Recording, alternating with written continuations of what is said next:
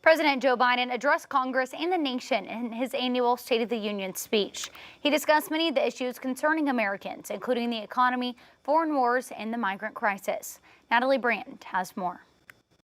Mr. Speaker, the President of the United States. Before Congress and the American public, President Biden delivered his final State of the Union address ahead of November's presidential election. What makes our moment rare is that freedom and democracy are under attack both at home and overseas. While the State of the Union is an official speech, the president touched on key election year issues, including abortion. If you, the American people, send me a Congress that supports the right to choose, I promise you, I'll restore Roe v. Wade as the law of the land again. On the economy, the president touted job growth.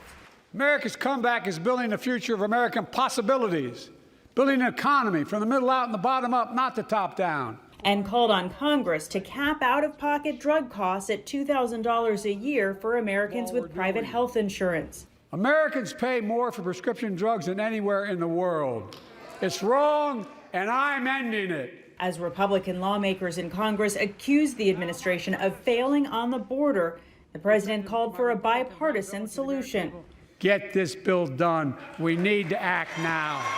The president also unveiled plans for a temporary aid port on Gaza's coast to ease the growing humanitarian crisis as ceasefire talks in the war between Israel and Hamas stall. Outside, pro-Palestinian demonstrators gathered near the Capitol. Families of Israeli Americans held hostage in Gaza were among those invited as special guests by lawmakers, as well as Ukrainian Americans, as foreign aid continues to be held up in the U.S. House.